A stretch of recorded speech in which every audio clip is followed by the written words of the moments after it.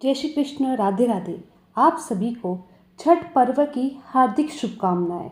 मान्यता है कि छठ देवी सूर्य देव की बहन है और उन्हीं को प्रसन्न करने के लिए जीवन के महत्वपूर्ण अवयवों में सूर्य व जल की महानता को मानते हुए इन्हें साक्षी मानकर भगवान सूर्य की आराधना तथा उनको धन्यवाद करते हुए माँ गंगा, यमुना या किसी भी पवित्र नदी या पोखर के किनारे यह पूजा की जाती है।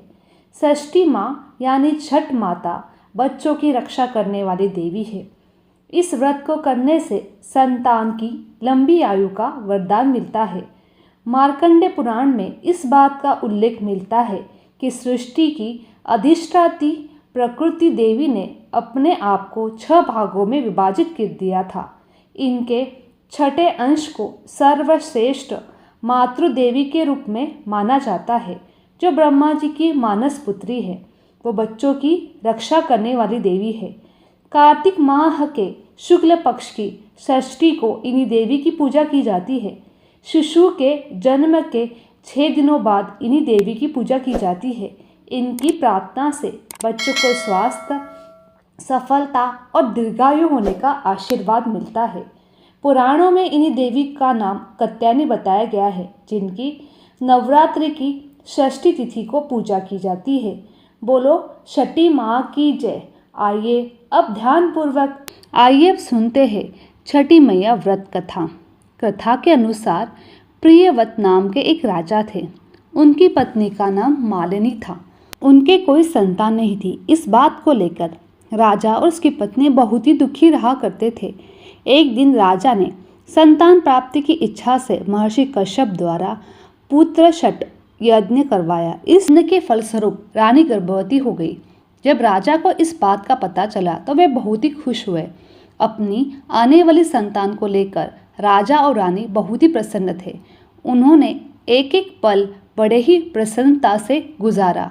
9 महीने बाद संतान सुख को प्राप्त करने का समय आया तो रानी को मरा हुआ पुत्र प्राप्त हुआ। जब राजा को इस बात का पता चला तो वे अत्यंत दुखी हुए।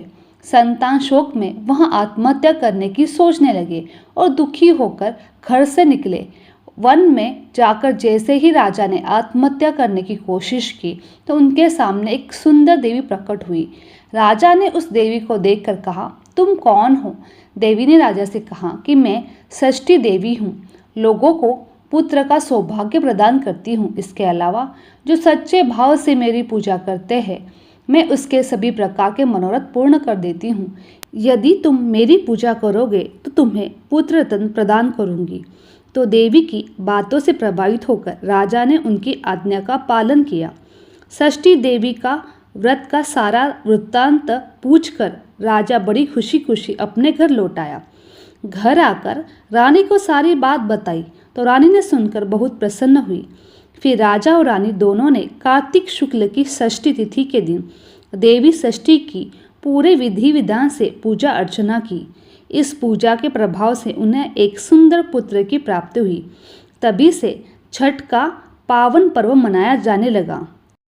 बोलो छठी मैया की जय। अब आइए सुनते हैं दूसरी कथा। बहुत समय पहले की बात है। एक विधवा औरत रहा करती थी।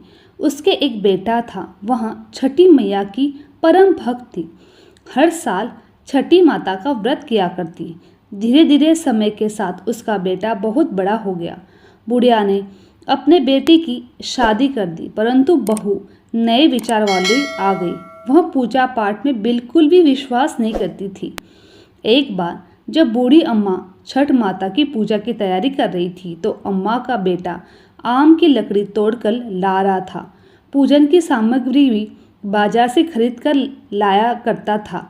यह सब कुछ उस बूढ़ी अम्मा की बहू देख रही थी तो वह जोर जोर से हंसने लगी और कहने लगी, अम्मा, दुनिया तो कहाँ से कहाँ तक पहुँच गई हो और तुम वहीं की वहीं बैठी हो। लोग तो आसमान छू रहे हैं और आज भी आप अपनी अंधविश्वास होकर व्रत और पूजा पाठ कर रही हो, अपना ध्यान लगाती हो। इन सब बातों में कुछ भी नहीं है। आपको कैसे समझाऊं? पढ़ी लिखी बहू की बातों को बूढ़ी माता पर कोई असर नहीं हुआ। बूढ़ी अम्मा तो अपने ही धुन में मस्त थी। जब बूढ़ी अम्मा छठ पूजा के व्रत की तैयारी करने लगी तो उसकी बहू बोली, यह सब बेकार की बातें हैं, इन सब में कुछ भी नहीं पड़ा है। इस उम्र में अगर तुम 3 दिन तक भूखी रहोगी तो बीमार पड़ जाओगी और अपनी सेहत बिगाड़ लोगी। परंतु अपनी बहू की बात सुनकर वहाँ बूढ़ी अम्मा मन ही मन मुस्कुराने लगी और कहने लगी कि बहू, शादी के बाद मेरी संतान नहीं हुई थी, तब भी मैंने यह व्रत किया था। छठी मैया ने प्रसन्न होकर मुझे संतान का आशीर्वाद दिया था। मुझे पता है कि तेरा पति भी छठी मैया का ही प्रसाद है। यह अंधविश्वास नहीं है, माता का कण कण में निवास है। मेरी बात मानो तो तुम भी मेरे साथ छठी मैया का व्रत करो। मैं चाहती हूँ तुम्हारी भी गोद जल्दी भर जाए। अगर तुम छठी मैया की पूजा पाठ व्रत करोगी तो तुम्हें माता का आशीर्वाद से संतान की प्राप्ति अवश्य होगी। लेकिन नए विचार वाली बहू सास की बात का कोई भी असर नहीं पड़ा। वह मुंह टेढ़ा करके सासू माँ से कहने लगी, मुझे कौन सा दुख है जो मैं इस पूजा पाठ करूं? मैं अपने जीवन में बहुत ही खुश हूँ। मुझे इतना सुंदर पति मिला है, जीवन में मुझे सब कुछ मिल गया है। आलीशान घर है, खाने पीने की कोई कमी नहीं है। पूरा गांव मुझे जैसा धनीवान कोई नहीं है, तो मैं जानबूझकर 3 दिनों तक क्यों भूखी मरूं? उसकी सास ने उसे कई बार समझाया, लेकिन उस पर अपनी सास की बातों का कोई भी असर नहीं हुआ। वह तो नास्तिक थी, बार बार छठी माता की बुराई किए जा रही थी। तभी उसका पति वहाँ पर आ गया। उसने भी उसे समझाने की कोशिश की और कहा, देखो, देवी देवता के आगे अहंकार करना ठीक नहीं है। तुम भी व्रत पूजा पाठ करने में मेरी माता का सहयोग करो। चाहो तो तुम भी व्रत कर सकती हो। लेकिन उसने अपने पति की बात नहीं मानी। बार बार समझाते समझाते थक गया और बोला, ठीक है, तुम्हें जो करना है वह करो। तो छठ माता का घाट सजाने के लिए मैं जा रहा हूँ, जिसे मेरी माँ छठी मैया के चरणों में अपना सर झुका सके। बेटा हाथ में कुंडल लेकर घाट पर चला जाता है। छठ माता की पूजा के लिए सुंदर घाट को बनाने में बड़ी ही श्रद्धा पूर्वक जुट जाता है। अपनी माँ की पूजा की तैयारी में खूब मदद करता है। आम की लकड़ी को जलाकर अपनी माँ के साथ धुआं सीखता है और पूरी भक्ति भाव से दोनों माँ बेटे छठ का पर्व मनाते हैं। बूढ़ी अम्मा अपने पूरे घर में गाय के गोबर से लीपती है। यह देखकर उसकी बहू कहती है कि न जाने यह कौन सा त्योहार है, पूरे घर को गोबर से कर रखा है। अब तो इस घर में रहना मुश्किल हो गया है। सारे घर में गोबर की बदबू आ रही है। अपने पति से कहती है कि तुम अपनी अम्मा को समझाते क्यों नहीं हो? यह फालतू की अंधविश्वास की बातें हैं। इस तरह वह दोनों माँ बेटे से लड़ाई करने लगती है। तब उसका पति कहता है कि तुम माता से झगड़ा मत करो, जो कुछ कहना है मुझसे कह लो। अब जल्दी से जाकर तैयार हो जाओ। छठ माता की पूजा के लिए घाट पर जाने का समय हो गया है। जैसे ही वहाँ तीनों घाट पर पूजा के लिए जाते हैं, बूढ़ी अम्मा गीत गाते हुए चलती है, लेकिन उसकी बहू को इन बातों में बिल्कुल भी रुचि ही नहीं थी। अपनी अलग ही चलती रहती है। जैसे ही वहाँ तीनों घाट पर पहुँचते हैं तो उसका पति कहता है, यहाँ पर माँ के साथ पूजा में बैठ जाओ। लेकिन वह कहती है कि मैं यहाँ पर नहीं बैठने वाली हूँ, मैं तो मेला लग रहा है उसे देखने जाऊँगी, तुम ही अपनी माँ के साथ बैठ जाओ। वहाँ से चली जाती है और सामने ही एक हलवाई की दुकान थी। उस पर जाकर जलेबी खाने लगती है तो उसका पति कहता है, तुम यह क्या कर रही हो? उसकी पत्नी गुस्से से कहने लगती है कि मैं पूजा पाठ में नहीं बैठूंगी। तुम्हारी पूजा पाठ के लिए घाट पर आने वाली ही नहीं थी। तुम ही मुझे जिद करके यहाँ पे ले आए हो, तो मैं मेला घूमने जाऊंगी और खाना पीना खाऊंगी। तुम्हारी माँ अपनी पूजा पाठ करे, मेरी पूजा पाठ में कोई रुचि नहीं है। इस बात पर बहू को वह बोलता है कि देख, सारे लोग खड़े होकर देखने लगे। उसका पति शर्मिंदा होकर वहाँ से चला जाता है। वह पूजा शुरू होने से पहले स्नान करने के लिए चला जाता है। जैसे ही वह डुबकी लगाता है तो डूब जाता है। वह जोर जोर से चीखने लगता है कि कोई मुझे बचाओ, कोई मुझे बचाओ। जब तक कोई बचाने के लिए वहाँ पहुँचता है उससे पहले वह नदी में डूब जाता है। जब बूढ़ी अम्मा को इस बात का पता चलता है कि उसका बेटा नदी में डूब गया है तो वह छाती पीटकर जोर जोर से रोने लगी और छठ माता से कहने लगी कि हे माँ, तूने मेरे साथ क्यों किया है? मैं कितनी श्रद्धापूर्वक तुम्हारी पूजा अर्चना करती हूँ। मैंने कभी कोई पूजा पाठ में भूल चूक भी नहीं की है। आज मुझे यह सज़ा क्यों दी है? मुझे बेटा देकर क्यों छीन लिया? इससे अच्छा तुम मुझे संतान प्राप्ति का आशीर्वाद ही नहीं देती। माँ हूँ, तुम भी एक माँ हो। तुम समझ सकती हो एक माँ का भाव, जिसके एक माँ से उसका बेटा तुमने छीन लिया। छठी मैया, जब से मेरी शादी हुई तब से मैं आपकी पूजा करती आ रही हूँ। आज पूरे 30 साल हो गए। मेरी पूजा पाठ में ऐसी कौन सी कमी आ गई जो तूने मेरी गोद को सूना कर दिया है? मुझसे या मेरे लाल से ऐसी कौन सी भूल हो गई जो तूने मेरे बच्चे को छीन लिया? मैं तो तेरी घाट पर पूजा करने आई थी और तूने तो मेरी दुनिया ही उजाड़ दी। माँ, अनजाने में अगर मुझसे कोई गलती हो गई तो मुझे माफ़ कर दो। गलती की सज़ा मेरे बेटे को मत दो। मेरा बेटा मुझे लौटा दो। अगर आज आपने मेरा कहा नहीं माना तो मेरे बेटे को नहीं लौटाया तो मैं इस नदी में कूदकर अपनी जान दे दूंगी। माँ, अब तुम्हारे हाथ में है, या मेरे बेटे को लौटा दो या मेरे प्राण ले लो। उधर मेले में जोर जोर से आवाज़ें आने लगी। घाट पर कोई डूब रहा है। सभी व्यक्ति को सूचित किया जा रहा था कि घाट में गहरे पानी में कोई भी न जाए। अभी अभी सूचना मिली है कि एक व्यक्ति गहरे पानी में डूब गया है। पानी में आगे खतरा है, इसलिए कोई भी व्यक्ति आज नदी के स्नान न करे। यह बात जैसे ही बहू ने सुनी तो वह दौड़ी दौड़ी आई कि न जाने आज कौन डूब गया है। जैसे ही वह वहाँ से पूजा हो रही थी वहाँ जाकर पहुँचती और देखती है तो उसकी सासू माँ दहाड़ मारकर रो रही है। तब उसे पता चला कि उसका पति अब इस दुनिया में नहीं रहा।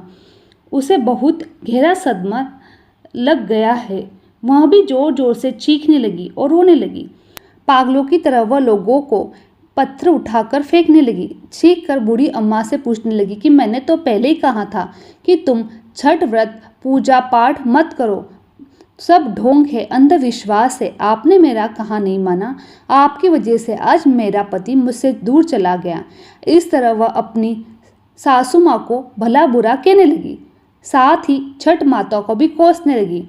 इस घटना को देखकर वहाँ के खड़े सभी लोग सांसें रुक गई। सारे लोग आपस में बात करने लगे कि बेचारी के साथ बहुत ही बुरा हो गया है।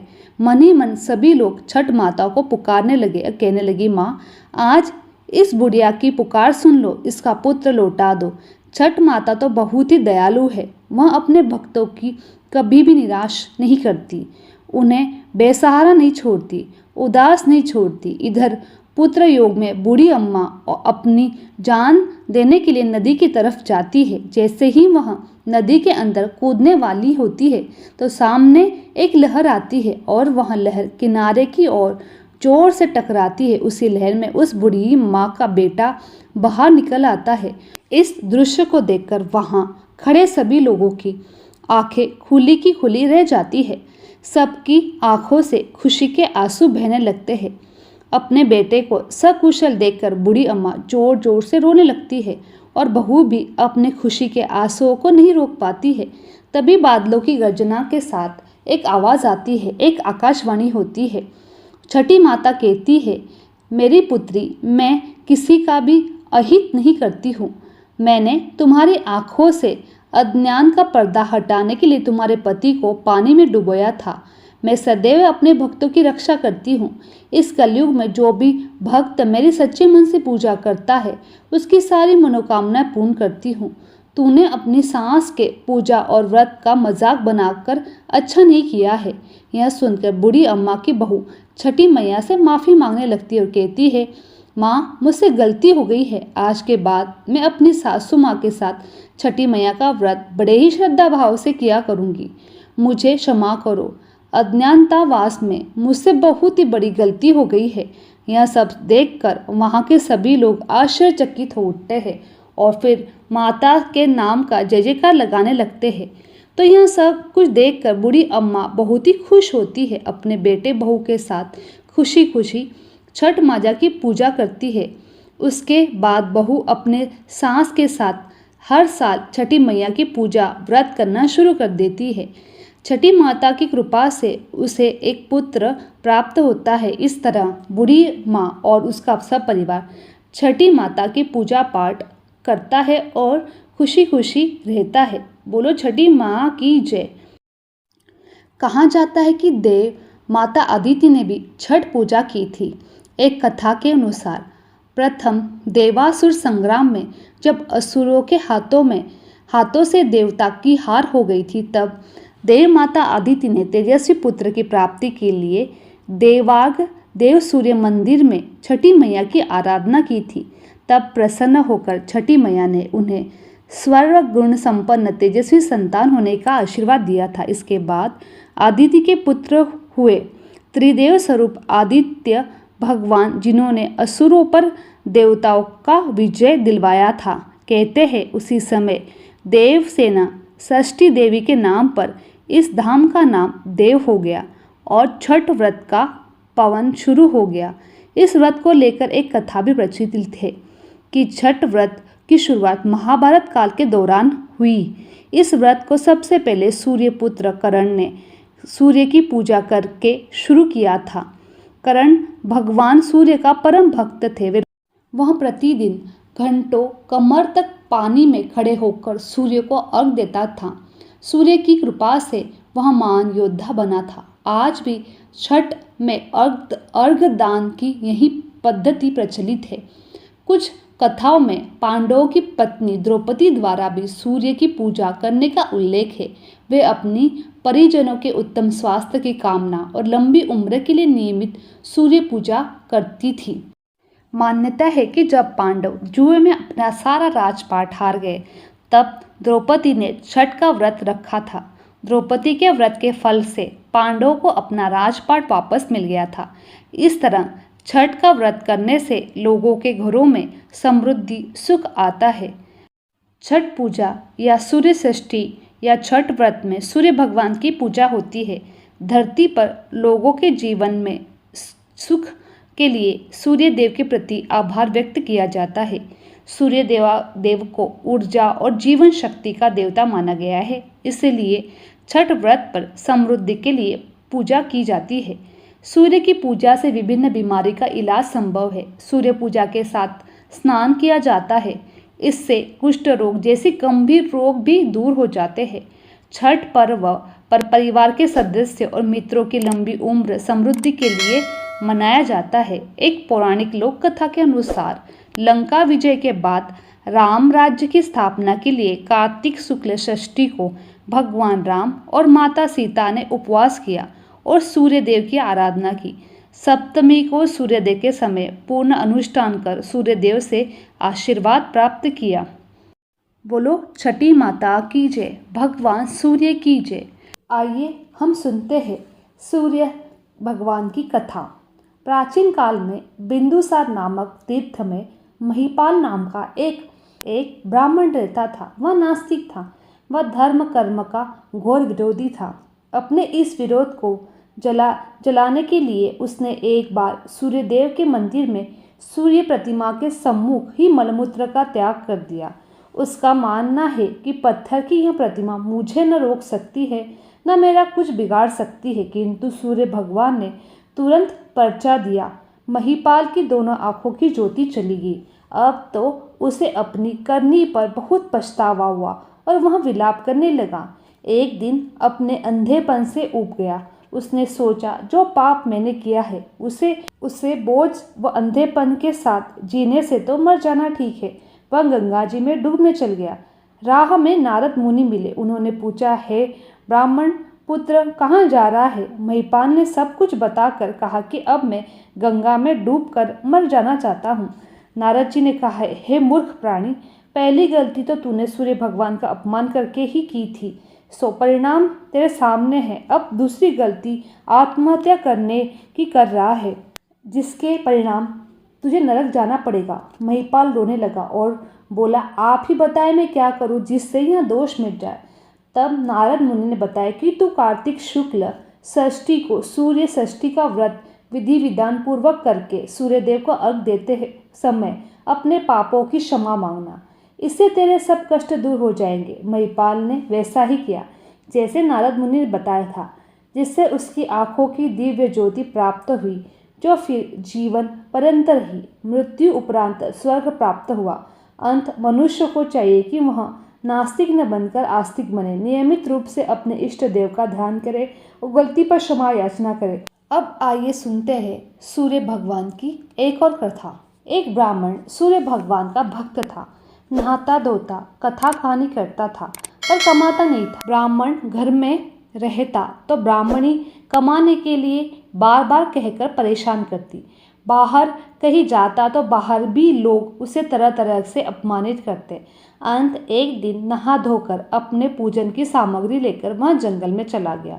वहाँ एक सूखे पीपल के नीचे बैठकर पूजा पाठ करके सूरज भगवान की कथा की। वहाँ पीपल के पास एक सूखा सा तालाब भी था, उसमें थोड़ा सा पानी था। उसी पानी में लोटा भरकर सूर्य भगवान पर जल चढ़ाया। पूजा कर जल बहकर पीपल और तालाब में गया। जल के जाते ही सूखा पीपल हरा भरा हो गया और तालाब स्वच्छ जल से भर गया। उसमें सूर्य भगवान दिखाई देने लगे। कहने लगे, ब्राह्मण मांग, तू क्या मांगना चाहता है। ब्राह्मण ने यह सुना तो वह घबराया। उसने सोचा, लोग कहते ही पीपल में भूत रहता है, जरूर वही बोल रहा है। रोज वह पूजा करता, तभी यह आवाज़ आती। सुनकर वह चिंता के कारण दुबला होने लगा। ब्राह्मणी कभी कभी ब्राह्मण से मिलने जंगल में जाया करती थी। तो एक दिन ब्राह्मणी ने पूछा, आप रोज रोज दुबले क्यों होते जा रहे हो। ब्राह्मण ने सारा हाल बताया तो ब्राह्मण ने कहा, तुम्हारी पूजा करते ही आवाज़ आती है क्या। इससे तो यह लगता है कि यही सूर्य भगवान है। इस बार जब आवाज़ आए तो सब कुछ मांग लेना। ब्राह्मण ने कहा, कैसे मांगूँ, ज़्यादा कुछ कहना होगा तो मैं भूल ही जाऊंगा। कोई ऐसी तरकीब बता जो थोड़े ही शब्दों में घना सा मिल जाए। ब्राह्मणी ने कहा, तुम इस प्रकार कहना, 9 खड़े महल के अंदर सोने के पालने में पड़पोते को दास दासिया द्वारा खिलाते अपने आँखों से देखो। इस प्रकार लंबी उम्र, आँखों, महल, बेटे पोते, पड़पोते, धन, सब चीज़ें मिल जाएगी। क्योंकि धन होगा तभी तो सोने का पालना और दास दासी होंगे, और आँखें और घुटने ठीक होंगे तभी तो पड़पोते को सोने के झूले में झूला हुआ देख सकोगे। दूसरे दिन पूजा के बाद आवाज़ आई तो ब्राह्मण ने वैसे ही मांग लिया जैसे ब्राह्मण ने कहा था। सूरज भगवान ने कहा, दिखने में तो भोला लगता है, पर एक ही वर में सब कुछ मांग लिया। सूरज भगवान ने कहा, जा, तेरे इतना ही हो जाएगा। ब्राह्मण जंगल में से घर आया तो देखते ही टूटी सी झोपड़ी की जगह 9 खड़ा महल हो गया। दास दासी आते जा रहे थे। ब्राह्मण ने एक दासी को रोककर पूछा, अरे, मेरी टूटी सी झोपड़ी और बूढ़ी सी ब्राह्मणी थी, वहाँ कहाँ गई। उस समय महल की खिड़की में से एक सुंदर औरत दासियों से कपड़े व हीरे मोती के गहने से सज धज कर ब्राह्मण को आवाज़ लगाई, आओ जी आओ, अपना ही घर है। सूर्य भगवान की कृपा से यह सब कुछ हुआ है। ब्राह्मण ने कहा, हम इतने धन का क्या करेंगे। ब्राह्मण ने कहा, धन से क्या नहीं होता, दान पुण्य यज्ञ होम करेंगे। पीछे सबको जिमाया, पान देकर न्योता दिया, फूल देकर बुलावाया। सब ब्राह्मणों को जिमाकर सोने का टक्का दक्षिणा दी। सब लोग राजा के बदले ब्राह्मण की जय बोलने लगे। चुगलखोरों ने जाकर राजा से चुगली की, राजा जी, आपके बदले लोग ब्राह्मण की जय जयकार बोल रहे हैं। राजा ने ब्राह्मण को बुलाया, पूछा, कल तो तेरे खाने को भी आटा नहीं था, आज इतना धन कैसे हो गया कि लोग मेरे को भूलकर तेरी जय जयकार बोल रहे हैं। बता, इतना धन कहाँ से लाया, कहाँ से चोरी कर लाया। ब्राह्मण ने कहा, मुझे तो सूर्य भगवान जी टूटे हैं। राजा ने कहा, मेरे पुत्र नहीं है, सो मुझे क्या करना चाहिए। ब्राह्मण ने कहा, राजा जी, आप सूर्य भगवान की पूजा करो। राजा ने वैसा ही किया और उसके पुत्र हो गया। सब लोग सूर्य भगवान की जय बोलने लगे। हे सूर्य भगवान, जैसे ब्राह्मण की और राजा की मनसा पूरी की, वैसे सबकी करना। कहानी सुनने वाले को, कहने वाले को, हुक्कार भरने वाले को, सबको देना। आइए सुनते हैं अब गणेश भगवान की कथा। एक बुढ़िया माई थी, उसके एक छोटी सी पोती थी। एक बार गणेश जी का मेला भरा तो लड़की ने अपनी दादी से कहा, दादी माँ, मैं भी मेले में जाऊंगी। दादी ने कहा, बेटा तू छोटी बच्ची है, तुझे कौन संभालेगा, मेले में दब दबाकर मर जाएगी। पर वो नहीं मानी। हार कर दादी ने 4 लड्डू चूरमे के बनाकर लड़की को बांध दिए और कहा, बेटा पहले विनायक जी को भोग लगाना, फिर खाना। लड़की गणेश जी के मंदिर में जाकर बैठ गई और कहने लगी, हे विनायक जी, 2 लड्डू तुझको, 2 लड्डू मुझको, खाए तो खा, नहीं तो चारों में ही गटकाऊंगी। इस प्रकार शाम हो गई। मेला बिछड़ने लगा, लेकिन गणेश जी लड्डू खाने नहीं आए। लड़की ने फिर गणेश जी की करुणा में पुकार की, आप लड्डू खा लो, मैं अपने घर जाऊं, मेरी दादी मेरी राह देख रही होगी। विनायक जी लड़की की प्रार्थना से प्रभावित हुए और बच्चे का रूप लेकर लड्डू खाने लगे। लड़की ने गणेश जी को अपने हाथों से लड्डू खिलाया। तब गणेश जी ने कहा, लड़की कुछ मांग ले। लड़की ने कहा, मुझे तो मांगना नहीं आता। गणेश जी ने कहा, कुछ तो मांग ले। लड़की ने कहा, ठीक है, गेहूं की गाड़ी दे, घी का चरू दे, रिमझिम करते सिर से पाँव तक गहने दे, चटक की चाल दे, पटक की मौत दे, दादी की आंख दे, महल का मालिया दे, जाली का झरोका दे, पूत पालने साई सेज में, गोद भतीजा थली भरी जूतों की दे, कोने भरी लाठी दे, गाय गावड़े दे, भैंस बावड़े दे, दूध कढ़ाई, चढ़ने को रथ, सोने के लिए सोन पलंग दे। गणेश जी ने कहा, बाई तू तो कह रही थी कि तुझे मांगना नहीं आता, दुनिया भर का सुख मांग लिया तूने। लड़की ने कहा, देवो तो इतना ही दो, नहीं तो कुछ मत दो। गणेश जी ने कहा, आंखें बंद कर। लड़की ने आंखें बंद की तो वैसा ही हो गया। दादी चिंता कर रही थी, मेले में जाकर आने वालों से पूछ रही थी कि मेरी पोती को देखा क्या, लेकिन किसी ने हाँ नहीं भरी। रात होने को आई तो वो अब तक नहीं आई। अगर उसे कुछ हुआ तो नहीं, छत पर चढ़कर मर जाऊंगी। तभी लोगों ने कहा, बुढ़िया देख, तेरी लड़की रथ पर चढ़ी रिमझिम करती चली आ रही है। तभी उसकी दादी की आंखों में की रोशनी भी आ गई। उसने अपनी पोती से पूछा कि यह सब कैसा हुआ। लड़की ने कहा, गणेश जी टूटे हैं। हे गणेश जी उस लड़की को टूटे, वैसा हम सब कृपा करना, हम सब पर कृपा बरसाना। बोलो गणेश जी महाराज की जय। मेरी ये वीडियो आप लोगों को अच्छी लगी तो मेरे चैनल को लाइक, शेयर और सब्सक्राइब करना ना भूलें। आप सभी का धन्यवाद।